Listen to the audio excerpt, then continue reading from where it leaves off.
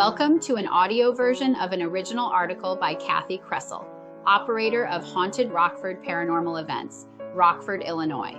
This audio presentation is entitled George Bishop and contains the 2014 story of the same name. The silence of the hot June summer afternoon was broken by the sound of a train whistle. This was not unusual for that part of the city, and hardly anyone seemed to take notice. It was 1884, and the train was a usual method of transportation. The whistle blew again, and then again. People must have noticed the multiple blasts and the ringing of the fire bell.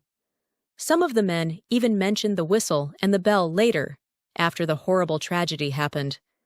The train of the Chicago-Milwaukee St. Paul line came rolling toward Rockford near Kishwaukee Road. The engineer, Mr. Tilden, stated later that he saw the wagon. He felt sure that the driver of the wagon would stop. He blew the whistle and had the fireman ring the bell. He must have been horrified as the metal monster he was in charge of hurtled straight for the wagon and the man driving the team. They met with a tremendous, terrible crash.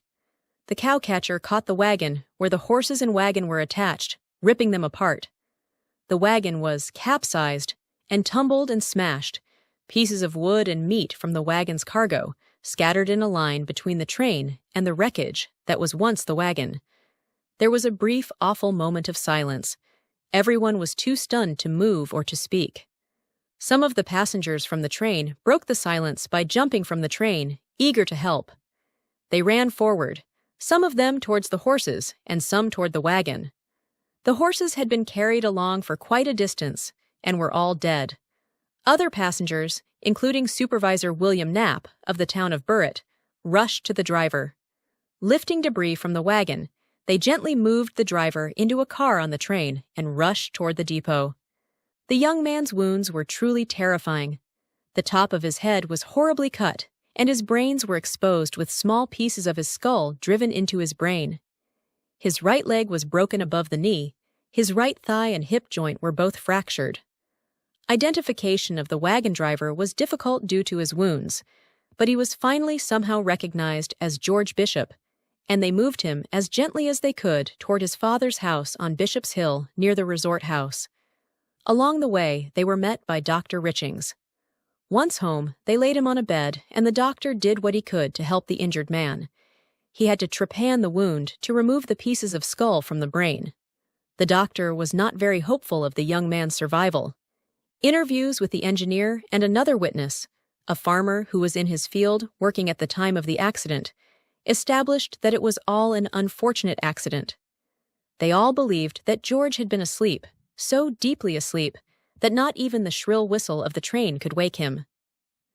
Officer Monroe Clark, who worked the downtown beat, stated that he went to the Schmaus Brothers business, where George worked, and woke him up every morning at 3 a.m. George had been assigned this new route about 7 weeks prior to the accident. George had complained to Officer Clark that he might have to quit the route because he was so tired that he had to struggle to stay awake, especially on the way back into town. After the accident, George lingered until 9:30 p.m., when he finally succumbed to his horrible injuries, having never regained consciousness. The doctors that attended him felt that it was merciful that George probably never knew what hit him. This is the end of our audio article. We hope you enjoyed it.